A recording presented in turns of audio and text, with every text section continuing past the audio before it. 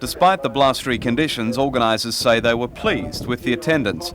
More than 200 dairy farmers from throughout the Hunter Valley and the Taree district had a chance to catch up on the latest developments and innovations in the industry. The field day was organised by the Hunter Dairy Development Group. It's made up of representatives from the Department of Agriculture, the Hunter Valley Dairy Co-op, the New South Wales Dairy Corporation and milk producers. Formed in July last year, the group aims to encourage dairy farmers to better use their resources and so increase efficiency. I think it was just the idea and the concept that more could be done and we could develop a better coordinated approach to improving the welfare of dairy people in the area. Today's field day was held on Kelvin Landers' property at Lower Belford.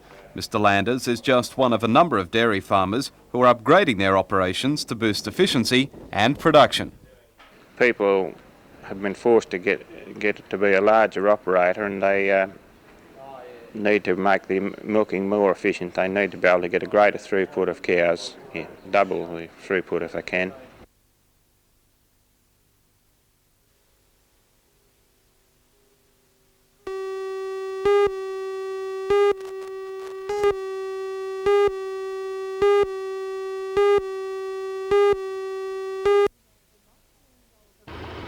The multi-million-dollar Rankin Park Hospital is a rarity, and the Department of Health is delighted.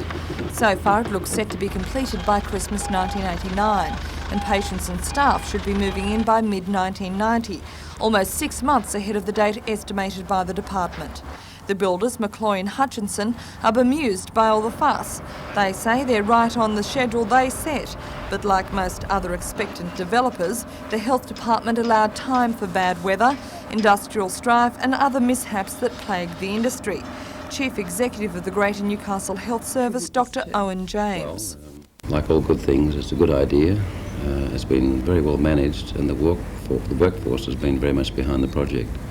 As you might know, a lot of the support for the healthcare developments that have gone on since Jeff Olsen's recommendations of some years ago came from the Tradesville Council. But the efficient building is causing some minor cash flow headaches. Where the department budgeted for $20 million this year, it has cost more than double that. But Dr. James says the department isn't seriously worried about it. As a result of favourable conditions, the builder is able to build it a little over $40 million. After good consideration, the government decided to fund this, and naturally enough this flows off to benefits in Newcastle. Benefits obviously which we need.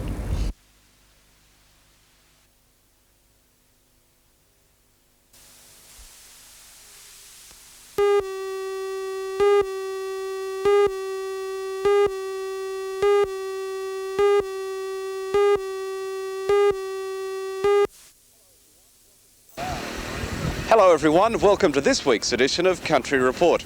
This week we're on Kelvin Landers' property at Lower Belford for a better milking field day organised by the Hunter Dairy Development Group. The field day brought together dairy farmers from throughout the Hunter and the Manning Valleys, as well as producers from the Illawarra district. Lectures and displays by about 15 commercial exhibitors gave farmers the latest information on innovations in the industry. The field day was organised by the Hunter Dairy Development Group, which is made up of representatives from the Hunter Valley Dairy Co-op, producers, the Department of Agriculture and the New South Wales Dairy Corporation. Its aim is to help milk producers better use their resources and so boost efficiency. The group was initially formed at the initiative of producers in the area because they felt that it might be a way that the Department of Agriculture, the Dairy Corporation, the Hunter Valley Cooperative and producers themselves could get together to help improve the efficiency and therefore the well-being of dairy farmers in the Hunter Valley. Now what sparked that? Was there any one particular thing that motivated that? I think it was just the idea and the concept that more could be done and we could develop a better coordinated approach to improving the welfare of dairy people in the area. How can the group better help the industry here in the Hunter? Well, we can offer coordinated services which harvest the resources of the Department of Agriculture, the Cooperative, the Dairy Corporation and the producers themselves to look at ways of improving efficiency. What do the producers want? What does the Department of Agriculture do that we might be able to get things going better for them? Do you think producers locally are becoming a little bit more competitive? They're looking at better ways to become efficient? Yes, sure. We are striving, or we're emphasising efficiency, and we can see producers really getting onto this word, efficiency of management, efficiency of utilisation of resources, and we'll get there. Bob, when we talk about efficiency, in practical terms, what do we mean? Well, we look at better utilisation of the resources that we've got. And some of these, for example, are land, capital and labour.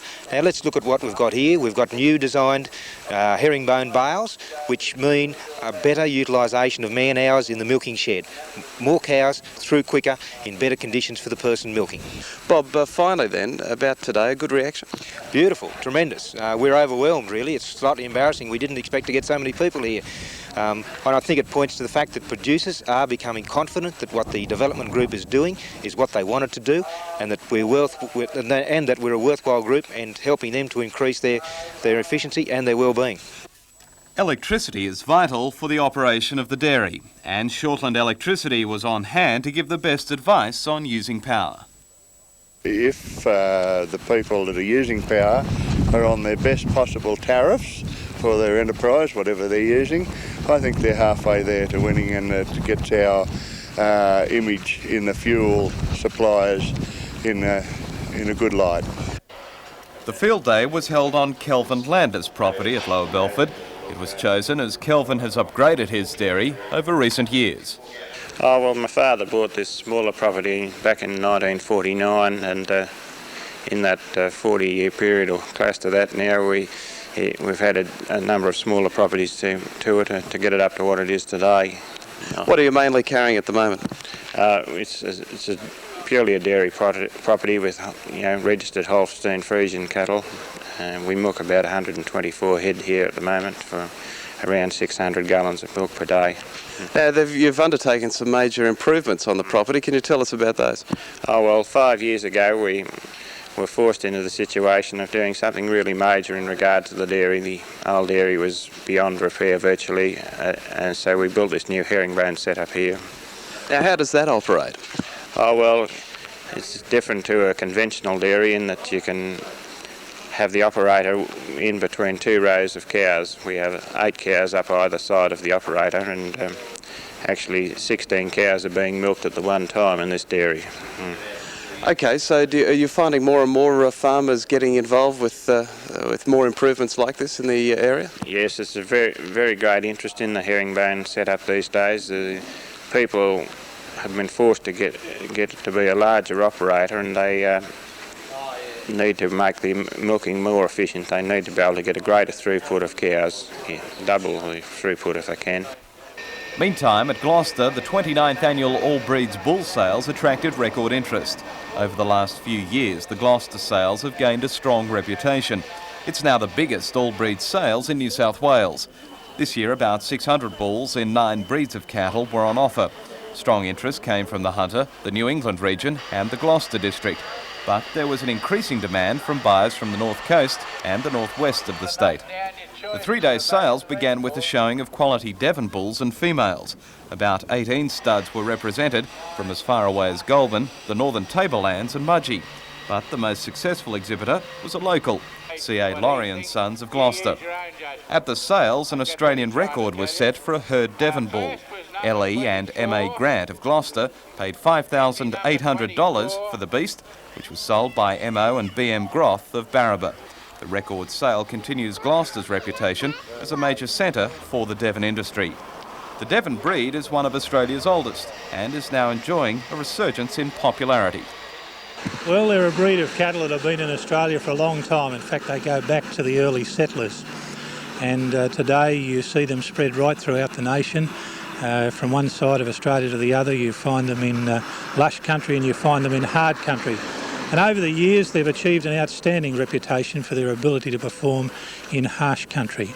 They're great foragers, they're great doers, and when conditions become tough, the Devons hang in there, and they have a tremendous ability to come back after tough conditions. And I guess that's one of the reasons why we see the breed still around today. What sort of representation have we got here today? In terms of all breeds. We've got all the major beef breeds represented here today. In terms of Devon breeders, we've got people who come from as far south as Goulburn. We have people from the northern tablelands. We have people from out at Mudgee and from the Upper Horton area, and of course you've got an enormous representation of people from around the Gloucester Dungog area. Okay, so what are the judges looking for in the Devon? Well, we're looking for an animal that's got good muscling and an animal that's going to perform when it finally gets through onto the hook. It's like any other product. It's the final result that counts, and the final result with beef is what goes onto the consumer's plate. And they're looking for animals with a minimum amount of fat and good muscling. All right, they've been around for a long, long time in Australia. What's the general sort of feeling with them now? Are they gaining popularity as a breed? They certainly are. Yes, they're on the move now. Devons do not rate up in the same numbers as some of the other well-known breeds. But that's no reflection on the animal itself. The animal is quite capable of performing amongst the best. And there's a renewed interest in the breed, both from within the members of the Devon Cattle Breeders Society and most importantly from commercial breeders. Commercial breeders are looking to Devons for their crossbreeding programs because they're able to enable them to get a better animal onto the market. Obviously good trade potential and good export potential for the animals too. There is indeed, and some of the animals are already going, and especially crossbred animals are going into the Japanese market, and we see a lot more potential there. How important is the sale today, the show and sale today for the breed? Oh, very important, Mark, because like any product, if you hide it away, you can't really expect anyone to buy it. And showing for a stud breeder is very important, but it's also important for the commercial breeder because that showing brings the animal to the fore. And of course the sale is the real test because the prices that you see here in the ring today are going to be a real indication of what these animals are worth. Now, what sort of future can the Devon Society enjoy and the breed itself? We're looking forward to a very healthy future. We're looking forward to significant increases in our numbers of members. We're looking to our breed going into crossbreeding programs with many other breeds of beef cattle, and we see that as a very attractive future indeed. Well, while we're talking cattle, let's go to this week's information from the region's cattle sales. At Maitland, 430 store cattle and 660 fat cattle were yarded. Number 4 Velas fetched between 116 to 121 cents. Number 4 steers 108 to 115. Number 4 cows 87 to 95. Number 3 cows 78 to 85, and bulls fetched to 115 cents. The store cattle market remained firm. At Scone, 550 cattle were yarded, with the trade market 2 cents dearer and the export market firm. And at Singleton, 1,300 cattle were yarded, with the trade market firm and the export market firm to 2 cents dearer. Meantime, in Maitland during the week, Clem Mitchellmore, the Deputy Chairman of the Commercial Tribunal, convened the Rural Credit Inquiry. Mr Mitchellmore is taking his inquiry to 21 regional centres throughout New South Wales. By the end of this month, he's hoping to provide a detailed report to the Minister for Consumer Affairs, Deirdre Grusiffin, on some of the problems facing farmers in their credit transactions. It all began after complaints were received about some credit providers. Clem Mitchellmore says the inquiry has heard from several farmers in the Maitland area, and their complaints about variations in interest rates and the lack of information about financial agreements have been similar to those elsewhere in the state. They are basically the same type of complaint against the same range of institutions that we've had in the other parts of New South Wales that we've visited. By the end of the day, we'll have seen about 10 or 11 people here by way of interviews. We are prepared to offer confidentiality to anyone who comes before the tribunal and gives information to our inquiry. And we are pleased at the support that we've had from the people of Maitland. Of course, some people might say that farmers bring this on themselves in a lot of ways. They get into financial trouble themselves. What do you say to that? I think that's a particularly astute observation, Mark. But the one thing that I would remind you about in that regard is that the financial institutions lend probably every day to borrowers. Borrowers, on the other hand, Mark, they probably only enter into the transaction once a year, once every 2 years, or once every 3 years. So that whilst there is an obligation on people who enter into commercial transactions to know what they're doing, nevertheless, there is an obligation on the institutions who are entering into these transactions much more frequently than the borrowers to ensure that everybody, both borrower and lender alike, get a fair go in any lending transaction. The toll-free number for any information about the Rural Credit Inquiry is 008 043 148. Well, that's this week's edition of Country Report. If you'd like to write to us and let us know what's happening in your district, write to Country Report, Post Office Box 750L, Newcastle, 2300. And until next time, have a good week.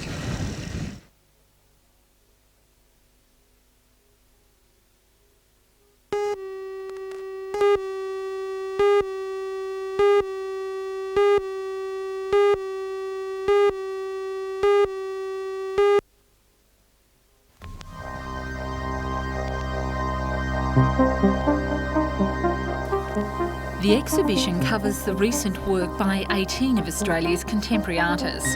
The 23 colourful pieces reflect the changes and developments in the artists' abstract styles, including Brian Blanchflower, John Firth Smith and Denise Green.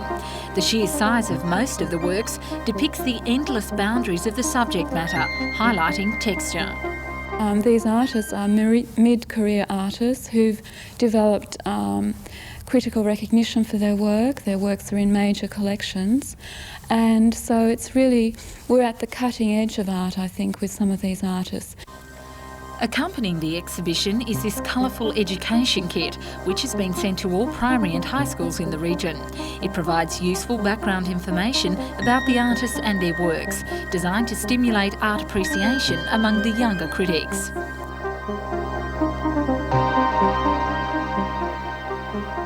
Surface for Reflection will be on show at the Regent Gallery over the next 3 weeks.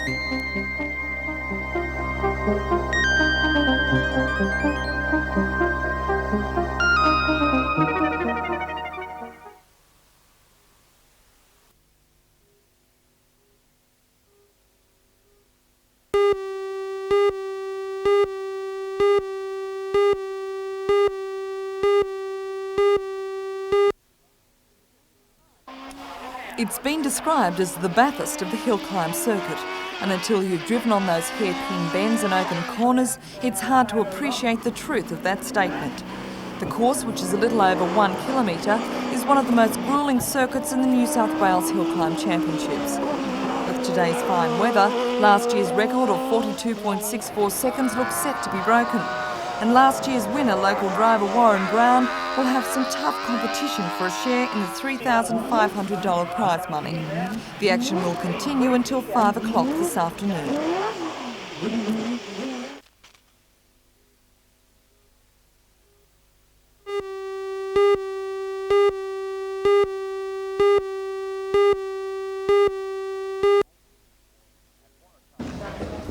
At Waratah High School this morning, the young gymnasts went through their paces on the beam, the floor and on the bars.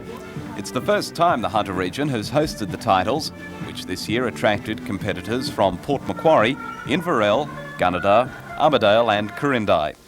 The Hunter region team, regarded as one of the strongest, was made up of gymnasts from the Newcastle, Kurri Kurri and Cessnock Police Citizens Youth Clubs and the Foster and Waratah Gymnastics Clubs. The competition covered 8 levels of gymnastic ability in the individual events, with the teams vying for the major prize, the Country Cup. And it goes without saying, competitors were stretched to the limit to show off their best.